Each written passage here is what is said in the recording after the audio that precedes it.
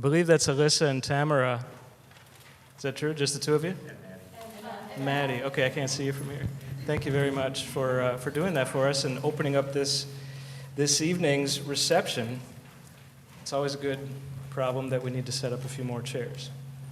I'm excited about this, and I think there's been some buzz around campus about tonight's reception too. What we have tonight is the design team from Willet Hauser Stained Glass, and we'll explain some of those terms. We'll go through that. Who am I? I'm Jason Jaspersen, and I teach art here. I teach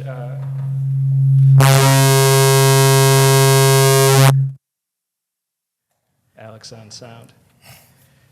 I teach various studio art classes. That's enough to know. So we're going to hear from four members tonight of the design team at Willet Hauser, and we'll hear about that company. We'll hear about their role as a team, the way they work together, and the work that they create. And if it goes well, we'll hear about why. We'll hear about purpose. I think purpose is really a fascinating thing to think about. So they're all mic'd up. We don't have to pass our microphone anymore, thanks to our media arts department. So I think I'm going to start at the end of the line here and work this way. Please just tell us your name and your role, and maybe your origin story. How did you get to Willet Hauser? Okay. I'm Jonathan Mayer. I'm a Bethany grad, as many of you probably know. My role at Willet Hauser is the manager of the design department. I'm a designer myself, so I'm not just a manager. I wear a couple of different hats.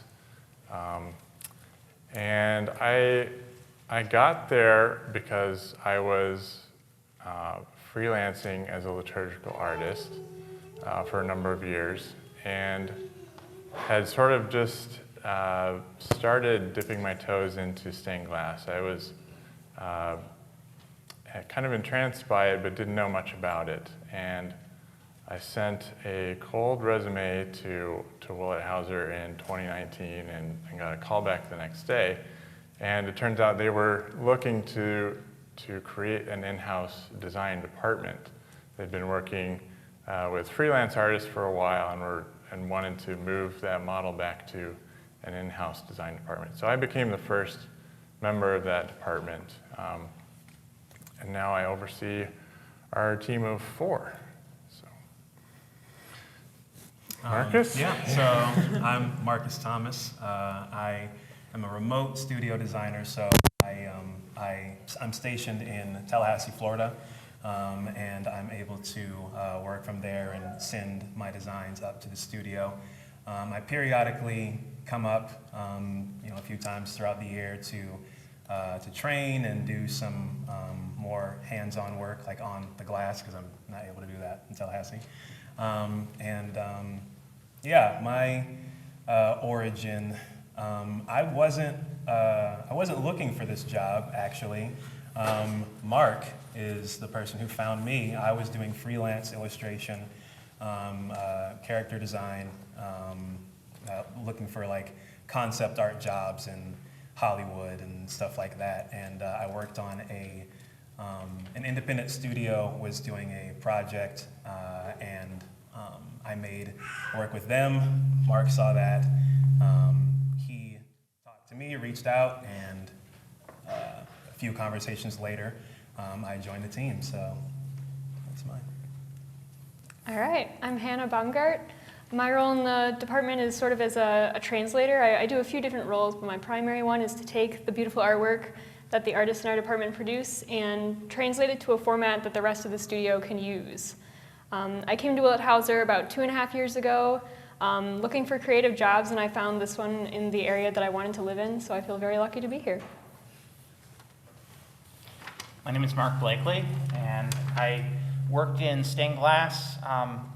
After I found out about the Middle Ages, I was doing trade show exhibits, and I picked up a book on cathedrals and read about these buildings that were being built to last for 1,000 years. And that spoke of a reality, and that excited me. I was making trade show exhibits for shows that were going to be up for the weekend, and I thought, this would be a real purposeful thing to be part of. So my wife thought I was crazy, but I took a stained glass job and eventually got a commission, and then started a stained glass business, and then I started doing freelance design work, and somewhere along the line, I designed a window and shipped it to Philadelphia I was in Mississippi, and it got broken in the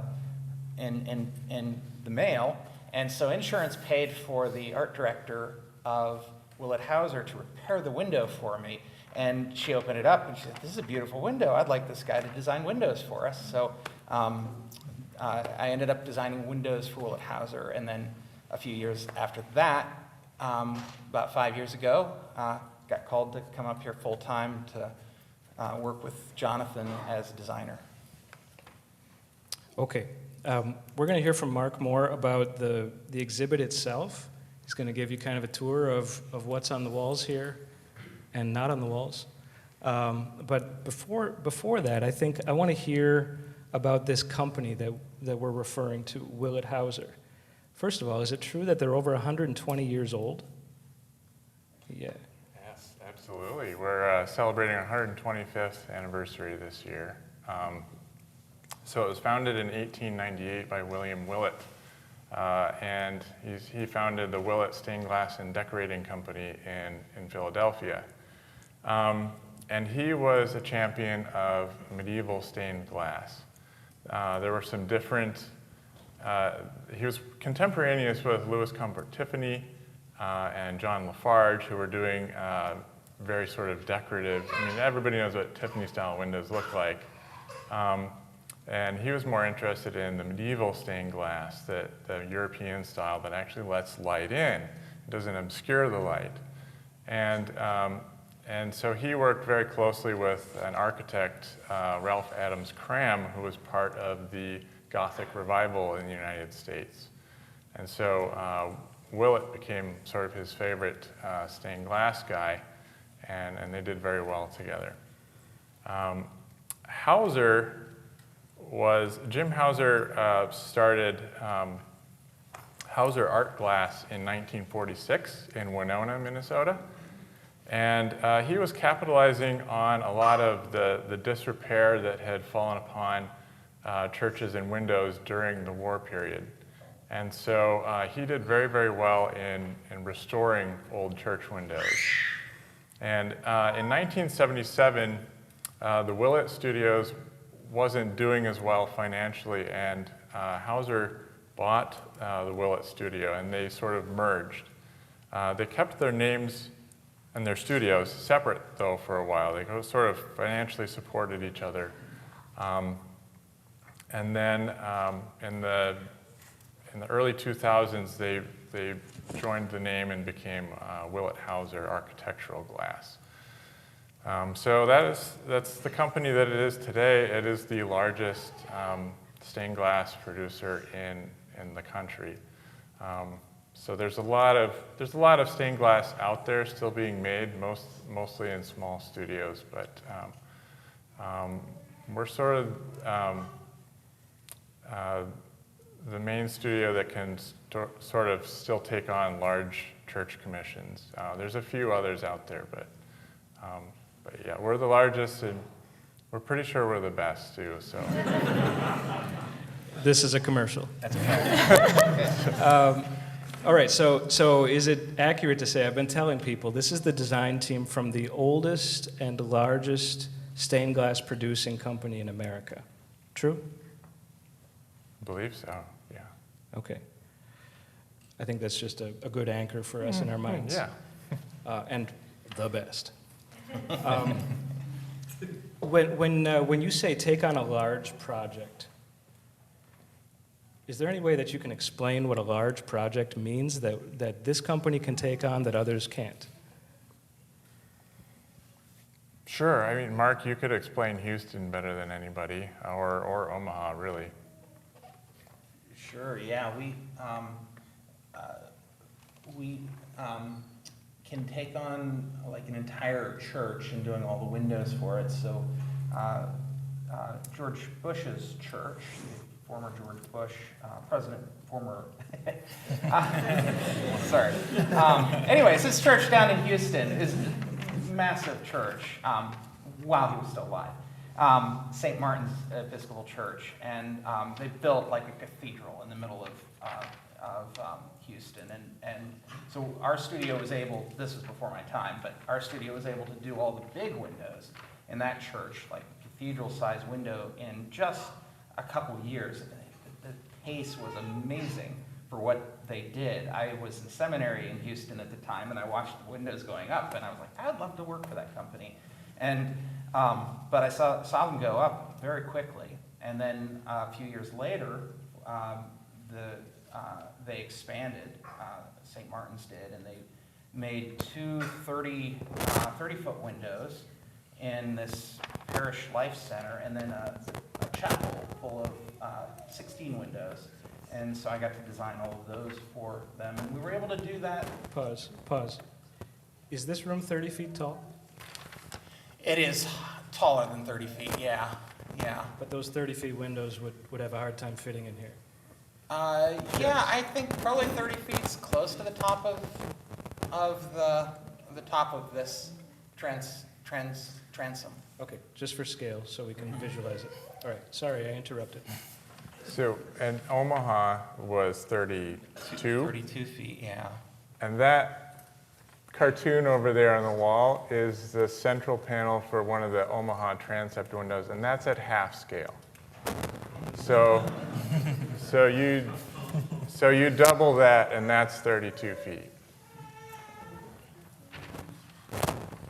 So it's exciting. We get to work on scary big projects, and those are just some of them. They do faceted work and we do a lot of restoration work that goes up. Well, you can't be afraid of heights. I'm sure for the road crews, especially, we don't end up on scaffolding as much as we would like to, right? But anyway. Okay, so Mark, let's hear about the way the show is organized. What are we seeing on the walls, and how do we think about it? So we wanted to share kind of our collaboration and a little bit of the experience of how we work together as a team. And so some of it is collaborating with the client. So this area over here is, I called it Illuminating the Liturgy, and it's how we work with churches to help them tell their stories. And so it's trying to capture more the large scale, a whole set of windows. And a lot of it's finished work as far as photographs of actual stained glass that's been built. And you get to see them a little bit in situation, at least a little bit of a sense of how, these ones hanging are clear story windows, which means they're going to be up fairly high. I would have loved for it to be a ring, because that's the shape of the church. And so you could see the 4 seasons and the 7 sacraments as they go all around, as it would be for this farming community that commissioned these windows. But all of these speak to liturgical things and how we collaborate with churches. This very first one is a typological scene of Joseph in the Old Testament, along with it's pointing to Christ through Joseph, his father, and all the parallels that Matthew's gospel brings out between those two Matthews, or between those two Josephs dreaming, going down to Egypt, and so forth. So that we get to help lead a whole congregation through this biblical story of one on either side of the building, the Old Testament type and New Testament antitype. So those are the sort of things that we're featuring over here. At the very beginning of the show is really finished designs. So we have a rack, and you're welcome to touch those. Please touch that artwork. Not all the artwork, but you can touch that artwork. Those are called mounted designs, and that's part of what we use every day. When we design the project, when it's actually finally approved, we make up a mounted design, and that becomes what we use for patterning, for cartooning, what the painters will use, what the glazers will use. And so it's a working document. Those are some older working documents that we brought for you to look at and look through. We have tons of designs to look through. And then in the center is a fantastic piece by Marcus that is a massive scale project that we're undertaking. And so that's kind of exciting to see. It's exciting to see Marcus beginning to get unleashed, maybe, and we're going to see some amazing stuff from him in years to come. And then Hannah is the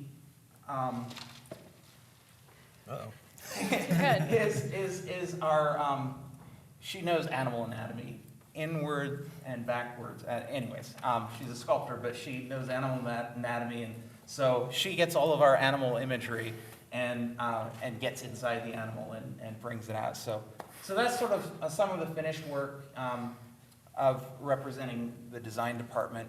Over here is process work. So this is going to be the hand of the artist. A lot of Jonathan's beautiful watercolors, a lot of almost, Jonathan's beautiful renderings. So it's an amazing showcase of, I think, some of, yes. Hannah's and some of yours over there too. So. Yes, Four Gospels, beautiful work. So you get to see kind of the hand of the artist there. And then featured on the wall behind you is a fantastic project that Jonathan just completed, and it was just installed maybe a month ago in Key Biscayne. And we featured like the whole process going through beginning to end of the series of windows. It's really a pretty like a contemporary feel, and the artistry in it was amazing, and he took a lot of time to develop these ideas and work with the clients. So that gives you a kind of a sense of some of the process of working through a project and getting to the end of it.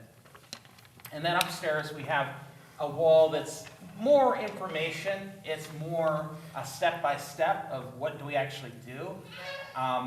And I tried to explain that on just posters and give a little bit of graphics to kind of tell the different steps. So that one's sort of a step-by-step up there. And then there's more beautiful process work over there. So that kind of gives you a sense of how we work together. Almost all of us are working together on all of these projects and collaborating with one another, with the client, and then ultimately we're collaborating with the rest of the studio because we have a fantastic team of artists, painters and glass cutters and people who know glass and know the beauty and the color of glass that we get to work with and that bring, the little scribbles that we do on paper to life. And that's pretty cool. What's that paper you're holding? Oh, this is it's a symbolism scavenger hunt, and it's not fully formed, but it does basically have some of the symbols from St. Martin's there and some of explanations of the symbols. And I had in mind that it could be a game and that there'd be a prize, but I have neither rules for the game nor a prize. So if you come up with a game, then there will be a prize. So the game is actually to make a game of it, and at least we can give you a free tour of the studio. So that's... Okay, so clever segue here. So that's an iteration. That's a first draft, Yes. right? Oh, let's talk about that. What's it like to work together to make something that goes through so many hands, goes through committees, right? I assume that there's meetings with clients and there's different levels of choices and decision making. There's a budget. How do you begin? Do you work together on concepts, or is that assigned? And then, how are decisions made? Where do you begin? How do you work together, and how are decisions made? anyone? Well, we start, really our art director is the first point of contact with the client. And she'll bring us in, usually after the sale is closed. But yeah, that's when we begin to set up meetings with the client. And sometimes it's a committee, sometimes it's a pastor or a priest, or sometimes a donor who is calling the shots. And sometimes there is more than one of us needed to begin the design. It's happened before where an artist was assigned to a project based on his or her skill set, and we just get swamped with other work, and so we have to hand the baton or work into each other's work before. And that's happened a number of times. Eldersburg, this one over here in the corner, was a great example. Like, Mark was coming up with initial concepts, and I did black and white renderings. And then I started some watercolor, and then I got really busy, and I started handing off watercolors to Hannah. And so all three of us ended up having a hand in just the design work. And then, at every stage after that, again, it changes hands again. And sometimes we do that. We work in and out of each other's work. And that's it's a challenge, but it's a fun part of it too. Sometimes we get asked not just to work into each other's work, but into the work of a past artist. Sometimes we're commissioned to put windows into a church that Willet Studios did windows for 60 or 70 years ago or longer, and that's pretty cool too. Mark, you talked to me once about a grate that worked at Willet Hauser at some point. What was his name? Call him Sharky. Sharky. So let's go into that idea of working into somebody else's work, whether they're laterally next to you or they precede you in time. Jonathan, you've expressed interest in this idea of perpetuating a tradition. Mm-hmm. I think I just want to hear about that a little bit. Can you take over? Yeah, it's in a lot of the medieval sense of a craft, you would have a master and an apprentice, and sometimes you would have this continuous unbroken chain of where a craft is passed down. We were not quite fortunate enough to have met any of those great artists. There was a bit of a gap there between the guys that we admire and whose work we're surrounded by and ourselves. So fortunately for us, we have this amazing library, though, of designs that were produced by the Willet Studios. Some of them going back to 1898, a lot of them going back to at least the 30s, but there's like 30,000 renderings. It's an amazing library, and we've talked about what to do with this collection, because it's amazing. Like, the work was all done by hand, some of it on transparent like vellum, so you hold them up to the light and see through them. But we've talked about donating to them to the Library of Congress or some kind of a museum where they could be appreciated. But we do have them digitized, and so we have access to them, and we can really put our brains into their work and just try to figure out how they did things. And like a lot of art students, you go to a museum, you copy the old masters, and we do the same thing. That's how we learn to be better glass artists. Let's talk about the medium a little bit. Anybody know why it's called stained glass? I don't think there's a good answer to that. I think there's a lot of opinions on it, but I don't know that there's a. It could be because of silver stain, 14th century innovation where they used silver nitrate on the back of glass and fired it, and they could get two colors from it. That's possible, but I don't know that I've ever read a definitive explanation. Okay, next question. The other technicians involved with Willet Hauser, the other craftsmen, you're part of a chain. You do your work and then you pass it down the chain. Can we hear about the other groups? What other types of workers are there? Hannah, you want to field this one? Sure. So once it leaves our department, it goes to the glass cutters, and they take what we give them after we're done with our work is basically stickers almost that you can peel up and stick onto the glass to cut out the exact shape. Once they've cut the glass, it goes to the paint department. The paint department will spend a few months painting the window, make it look exactly how it should. Then it goes to the glazers, and the glazers are the people who lead the window. So all the steps, they're using things that we've provided them, templates. So the glazers will take the template that we've provided them to show where the lead goes and where the pieces are, and they'll put it all together. Once they're finished with leading and soldering the window, it goes to the cementers, and the cementers brush almost like a mosaic sort of paste underneath the lead flanges to give it strength. From there, it goes to the bracers, and they put steel bars across the window to give it added strength after that. Then there's people who go through the windows and clean them off with little sticks and make sure all that cement is rubbed off of the piece and it's all beautiful and shiny to put in.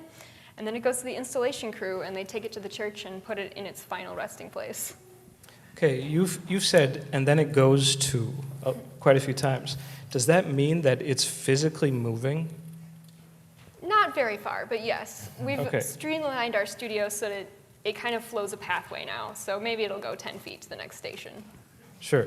But to do that, does that mean it's on a rolling table or something, that it stays with that support as it travels? Yes. It'll be upright and then slightly to the side, so it's never on its own weight. It'll be slightly supported. Or before it's glazed, it'll be in like cookie trays Yeah. or on boards, basically. So Maybe this is a silly question. Do you all know how to do stained glass? Have you used glass?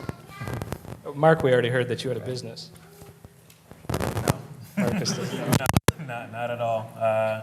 This is all really new to me. I just, I think it was earlier this month, or I guess last month now, I passed my first year at Willet Hauser, and that was my first year working in glass, period. And the medium that I would usually use is digital mediums. So Photoshop, Procreate, like those types of tools. So I think now I'm still like, they're still having to smash in my head, think in glass. And that's not how I think just yet, but yeah, I'm getting there. How does one think in glass? Marcus. I feel like that one was already coming my way. Well, it's considering the surface and how it's going to interact with the light. I think Jonathan might have to throw me a line during this as well. But yeah, like from the very beginning, I would try to, just draw maybe a figure with a certain shape and certain colors. And I learned early on that I can't just draw any shape because I can't cut any shape in glass. I was able to learn that very naturally hands-on one time, and they just set me up at a glass cutting station. And I tried to, like, just in one sheet, cut like a very simplified, like, crown shape. And I cut the bottom part, I cut the side, and I tried to cut down. And then I was like, wait a minute, I can't I can't do that coming back up. Like there's no way for me to break off the glass cleanly like that. So that's one way, and colors as well. And I think that might be something you could. Yeah, we were just today talking about he's designing some apostles and doing some watercolors for some apostle windows.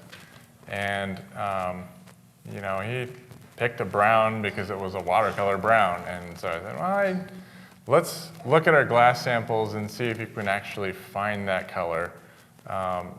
We get a lot of feedback from the painting department and the glass department that, you keep picking colors that we can't get, so you got to stop doing that.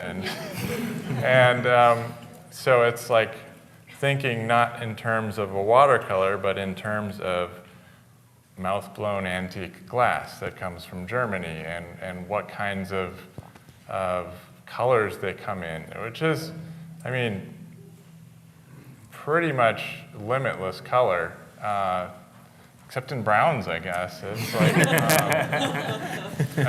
but it's thousands of colors, and they come in these beautiful sheets, and some of them shade, and they fade from one color to another, or you go from a deep red to an orange, and they're made that way on purpose, because you can utilize that in a design.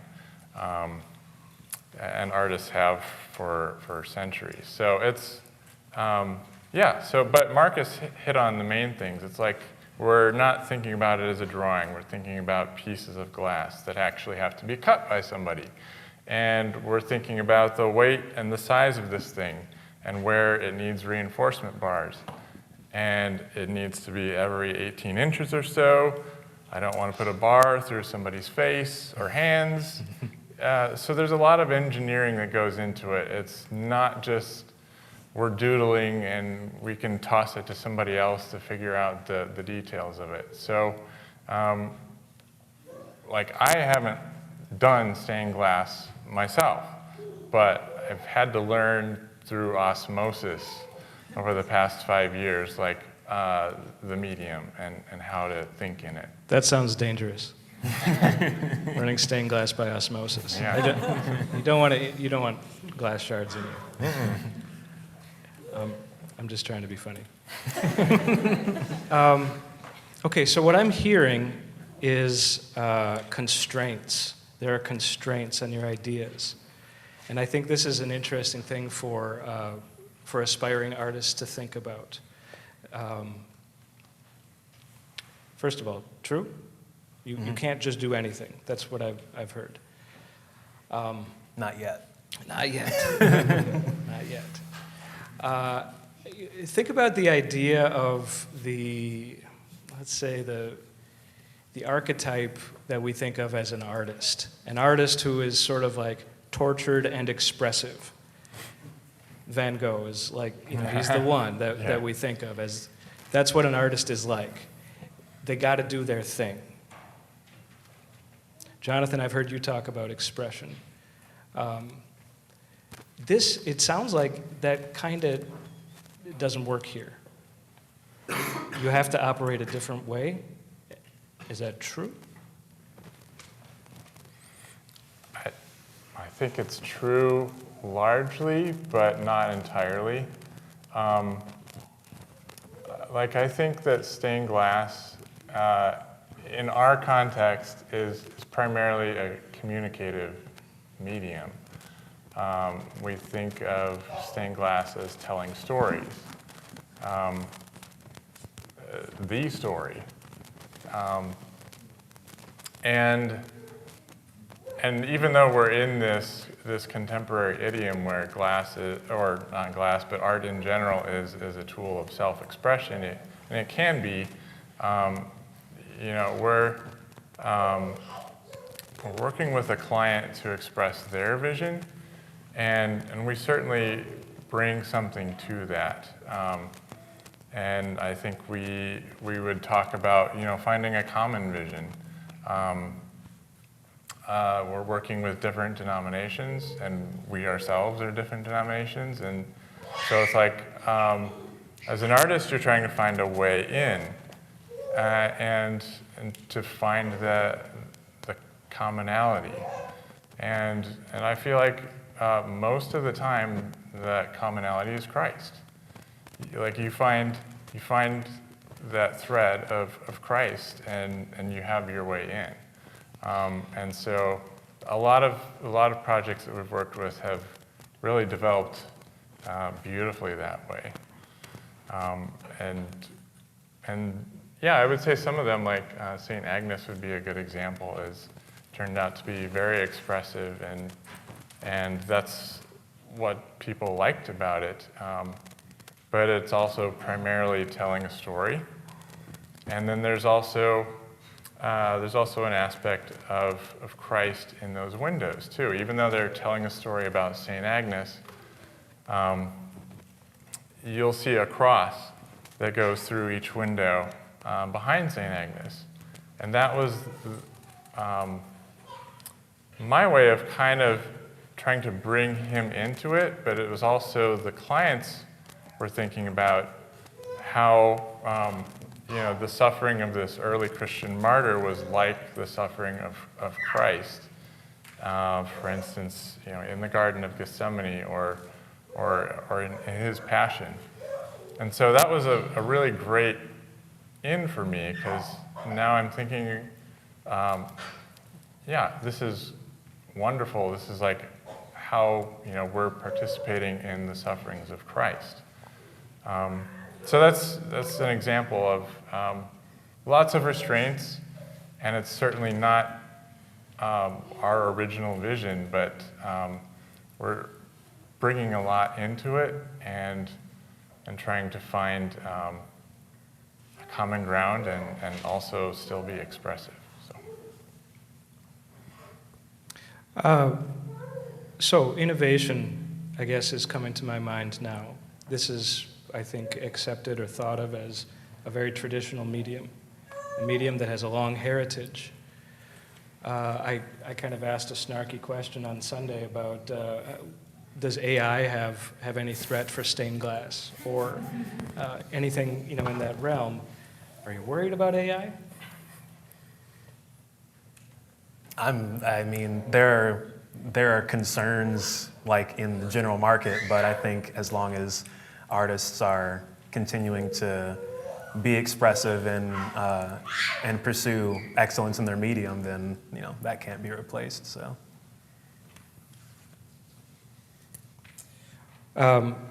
Okay, so along those lines too, when a lot of us consume images, it's on our phone.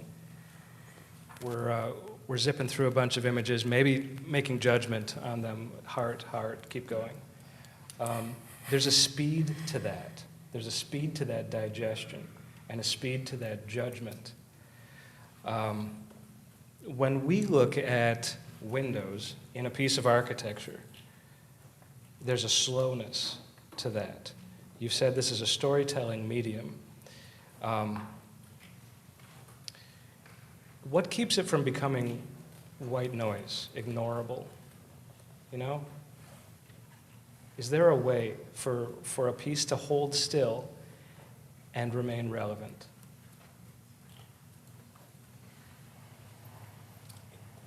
The light is transfiguring the whole building. It's alive in the building. So there's times when stained glass can be dead and not very interesting, and sometimes the imagery is not very interesting. You don't have a big idea behind it. You don't have and you don't have light behind it. But those elements, you never know when those elements will come together. And it's one of the great stained glass artists, Charles Connick, would say, "I want my windows to sing." They're like a symphony. Like at every point in the day, you would look at it and see it's a different window because the light's different. And it was amazing to look at his windows. And that's one of the things we strive for in our windows. Is I had a priest who said, "I want this altar window to be a window that people can never get tired of looking at." And so we filled it with saints. We filled it with the story of the church. We filled it with great ideas with the gospel, and you know, and I think, you know, we've tried to do that, and of course that's more than we can do, because there's so many hands in it, and it's always going to be something. I mean, it's always going to be more than the sum of the parts when it's done, more than any one of our efforts. And when you get the window installed, and it's part of the liturgy, it's part of the whole worship space. It's part of, you know, it enters in and out of the pastor's sermons, you know, multiple layers of things. People will sit next to a window, and I'll get people writing letters about this window means so much. I've sat by this window for 15 years now, and every Sunday, and it speaks to me every Sunday. So maybe not everybody comes in off the street and is moved by the stained glass, but I think a lot of people are, and I think a lot of people even find it a pilgrimage to go to places, or are surprised when they come in and find these. I don't know why this place moves me, but like T.S. Eliot said, it's a place where prayer has been valid. You walk in and there's a sense, and you may not even be a Christian, and you're moved by the beauty. Beauty's an interesting topic. Is it safe to say that it's your goal to encapsulate truth in beauty?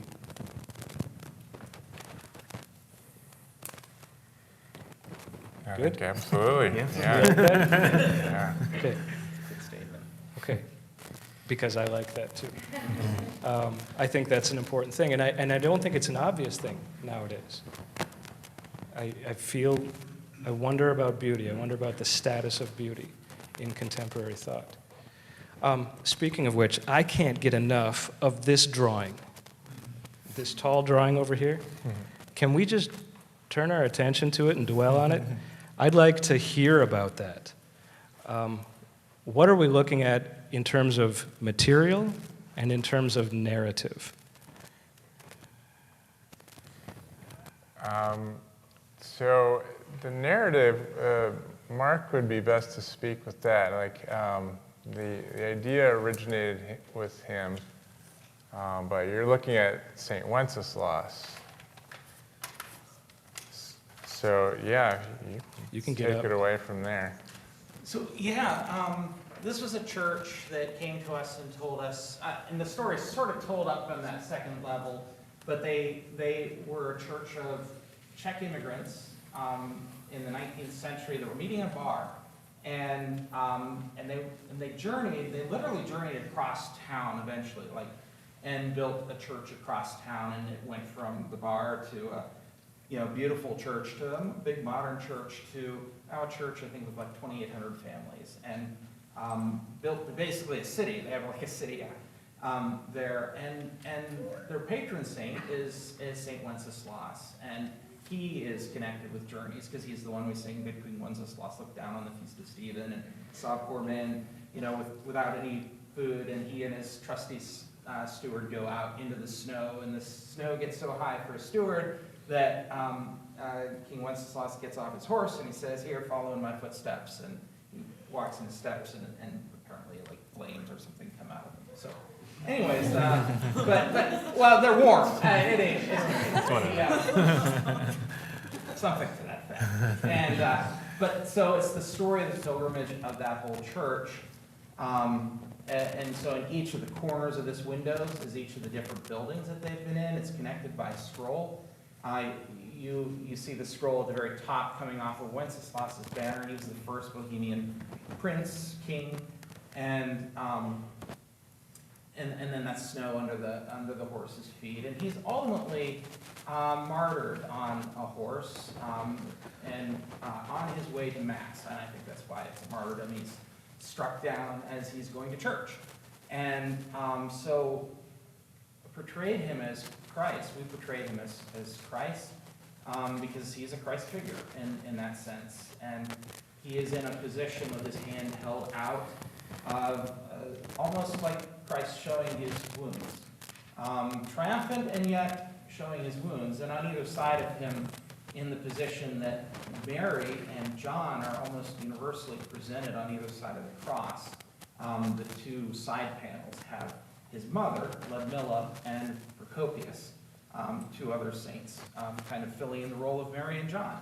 So so every part of that tells the journey of faith of this church, and that it leads towards the altar.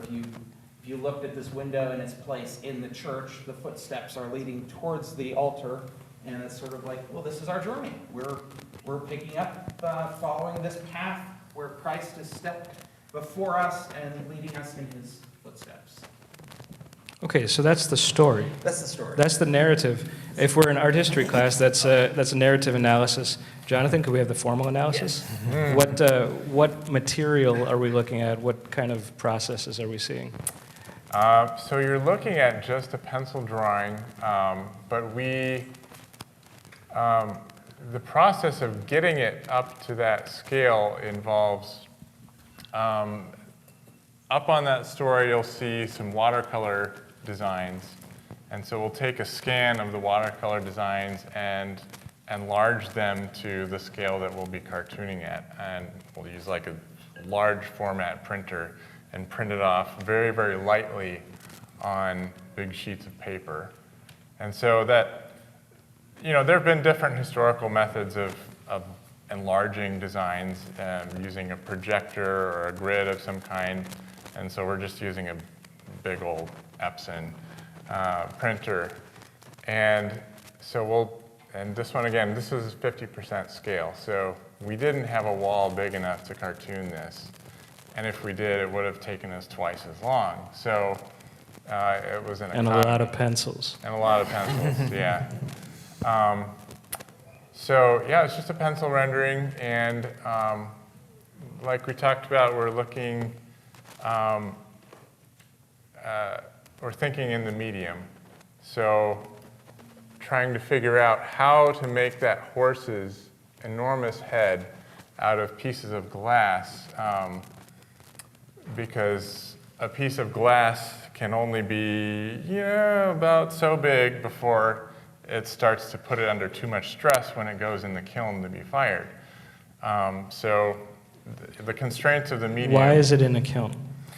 It's in the kiln because the painting process uses vitreous paints. That is, it's paint that has glass powder in it. And so it's fired in a kiln at like 12 or 1300 degrees, and that fuses to the glass, it becomes permanent. So yeah, the constraints of the medium have to make us find creative solutions to cut that horse head up into pieces and not have it look like a broken porcelain horse or something. It's like you don't want it to be obvious that it's the medium making those choices. So I spent some time looking at that drawing, and I think I observed two things. I observed revision. I saw the light print and then the heavier pencil over the top. And I would encourage you to study this drawing and try to detect that. And I think in red maybe, I detected the breaks, the glass pieces. Now you're saying this is not actual size, so you did a small watercolor design, scanned it, scaled it up, drew on it, and now you have to scale this up. Mm-hmm. Photograph, scan? Yes, I photographed, and then we sort of have to remove the distortions in Photoshop and then print it out again at full size. Constraints. Speaking of constraints, there's a building. The window that you make has to fit. It fits, right? It did fit, yes. How do you make sure? Through all of these different hands, what makes it fit? Hannah, you could answer We have this the question all really sizes well. document. All sizes. All sizes, the one document to rule them all. It has all the sizes. So they give us, the road crews will go out to the building, measure the windows that you're going to be designing into. They'll give us those measurements, and we'll extrapolate from there. Okay, so there's that wall, here's where the lead's going to be, here's where the glass needs to go, all that information we put into one document that we reference throughout the rest of the process to make sure it will fit in the end. When you say road crew, I'm assuming those are installers, maybe before and Installers. after the glass is produced? Yep, road crews, they're out there, they'll do repairs on windows too. They have a whole job that's not even related to new windows at all, but they'll help us out. So speaking of commercials, there's a brochure here on career opportunities at Willet Hauser. And I'm thinking about being on a road crew to make repairs on stained glass could be a pretty cool gig. Or working on, no, Jason's not looking for jobs. Or working on a design team could be a pretty amazing thing. Do you want to say more about career opportunities? Yeah, there's a lot of jobs there,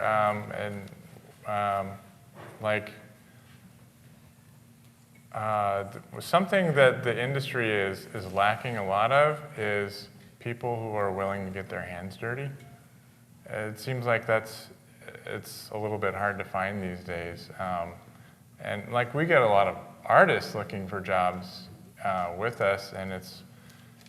You'll spend some time taking apart antique windows, and there's people that say, well, this wasn't what I expected, and kind of move on.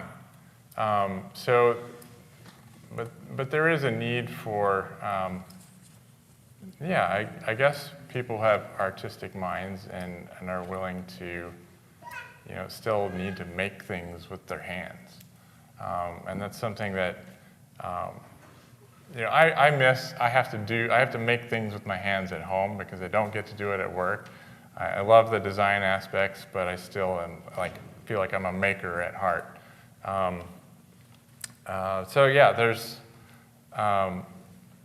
But there's a whole long list of jobs that,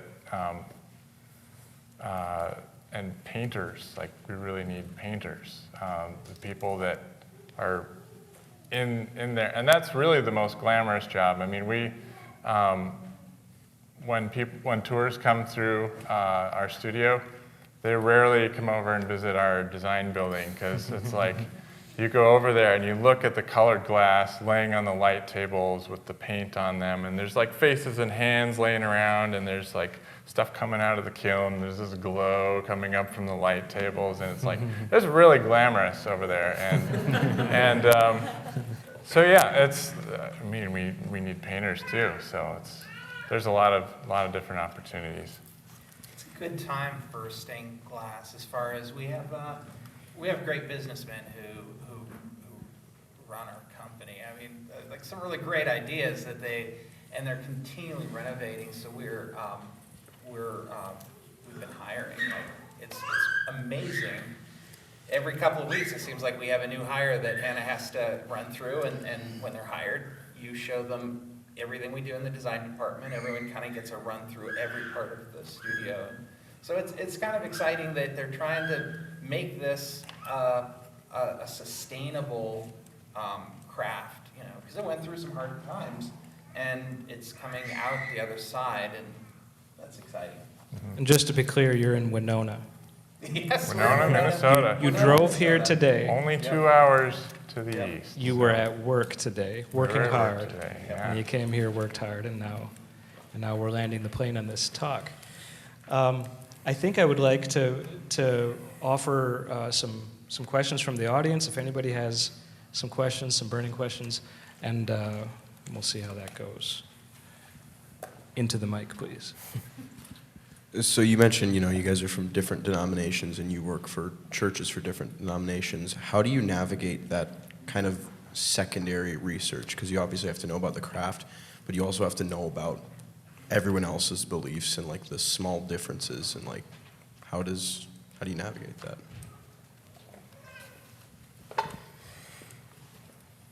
It's good. A lot of us have gone through, journey. I went from a Baptist background. I studied to be a Baptist preacher and ended up being an Anglican priest. And so, we've had a lot of us have journeys that we've been through to know different denominations and so forth, but that's part of it. And we have a great collaborating, we have great conversations together too. Yeah, it's fun to pick each other's brains and kind of figure out, what would a Catholic think about this? And so there's that. I mean, our team is a really great resource. The client themselves are a great resource. And a lot of those early conversations, going through the design process, it's usually drawn out what it is that they want or need to see in the designs. And there's Google. I'm not too shy to admit I use a lot of Google, because I don't come from a tradition that's very familiar with the saints, and we do a lot of portrayals of the saints. And it's really very interesting though too. I feel like there's a lot that as Lutherans are missing out on celebrating the saints. But so yeah, I appreciate learning all those aspects as we interact with different clients. Thank you for the question. Others? Front row is going to dominate. Killing it. So when you're designing, how much do you have to take into account the already established aesthetic of the church interior or whatever building you're going to be putting these windows in? That's a great question. Who wants that one? Never fight the architecture. Yeah, You'll we lose. Yeah, so name of our company is Willet Hauser Architectural Glass. Like, it's built right into it. So we're not thinking of stained glass windows as isolated art pieces as they might be in a gallery. You know, it's always in an architectural context. It's always part of a space. And unfortunately, for some architects, the stained glass is the afterthought. And they'll leave an opening, but that's somebody else's problem. So we really love it when the architects are involved in the conversation, and sometimes they are. And sometimes they really love being part of the stained glass design process and giving their input. And then, I mean, it's great when all the parts of a building work together harmoniously. I think that is absolutely the goal. Others? Oh, going back. Actually, I have two. So first one is, how many employees does Willet Hauser have now? And then secondly, you touched on the paint and putting that in the kiln.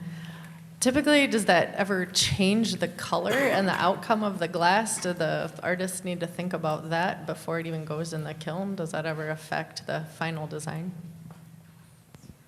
I think we have about 100 employees. Mark, I think you're the one with the most glass experience, so you should probably answer the second question. So there's some glass that does change colors, and usually they're pretty aware of that glass, and by now, especially, we have a glass selector, and we have who basically just, I say just, but I mean, she knows this glass inside and out, and knows if, oh yeah, we always have a problem with 1021, we always, and so forth. So there are issues, and they always have to be aware of those, and sometimes we do avoid using a certain glass. And a lot of those can be after us, but we usually, it trickles down, and we're like, oh yeah, we'll avoid using this color, but not, there's always workarounds. My guidance counselor never told me that glass selector was an option. Yeah. Yeah, that's true. Is there a demand for stained glass outside of churches? Is there a ratio that you might know? Or do you get very many commissions for stained glass outside of religious stained glass? We've had a few. I mean, there is some desire for architectural glass that's, you know, usually non-representational, just sort of color, interesting color fields and things like that. So we haven't really built muscle in that area. It's not the thing that we specialize in. So we've done a few, but it was sort of, yeah, we weren't really set up for it. So it was successful, probably not profitable, and it's probably just not using our best strengths. I foresee the company moving into some of that, but our love, I think, is church windows. So that's one of the things we're like, we want to help churches tell their stories. So that's, but yeah, there is definitely work out there. Got a question way over here. I know I'm so far away, I apologize. You guys mentioned something about getting your glass from Germany. I was just wondering what the process is and like where it comes from, how they do it over there, and how it gets here.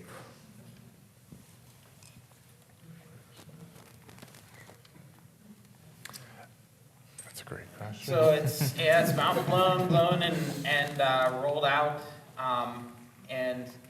well, you can see some great videos of Lambert's glass online, where these workmen and these hot things are, you know, pulling it up, blowing it, laying it out, and making these beautiful sheets of glass.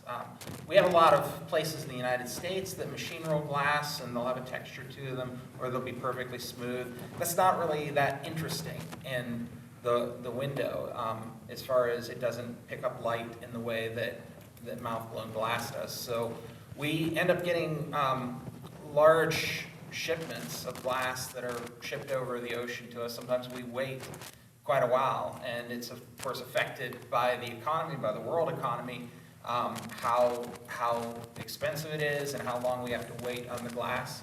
But we get glass from both France and Germany that's been made for generations over there.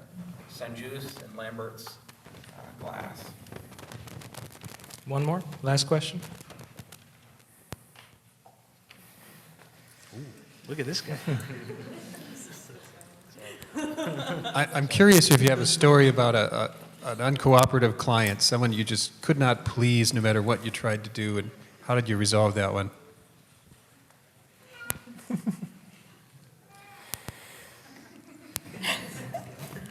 On camera. Yeah.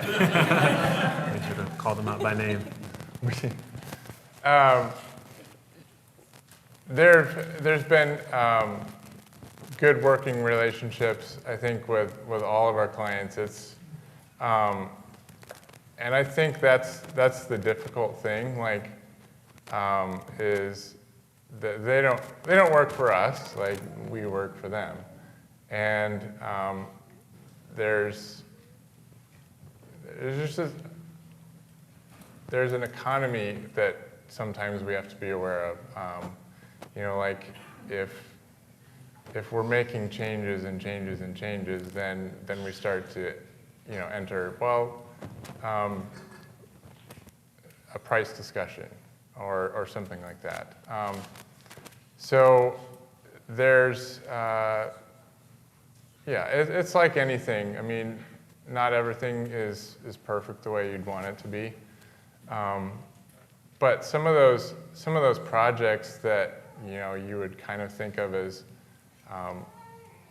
maybe that wasn't the smoothest working relationship, but I mean, in the end, like the end result has been awesome, like every time, and so I think that has to do with the just our ability to collaborate with people, and I think our amazing supportive team and just the craftsmanship that we have. So it's, and knowing that that's going to be the end result, I think makes it easier to work through those things. So. That's about the best answer I can probably give. So. Okay, I believe that life is interesting to those who are interested. These people will be around. You can ask your questions directly to them. And this work is right in front of you. I think you should spend some time with the work, try to understand what's behind it, what's in front of you. And this massive drawing, you can see exactly kind of get a sense of how big it is, because there's workers working on it. You can see that the head on that drawing is like this. So go see the work, enjoy your refreshments, and ask your questions in person. Thank you very much.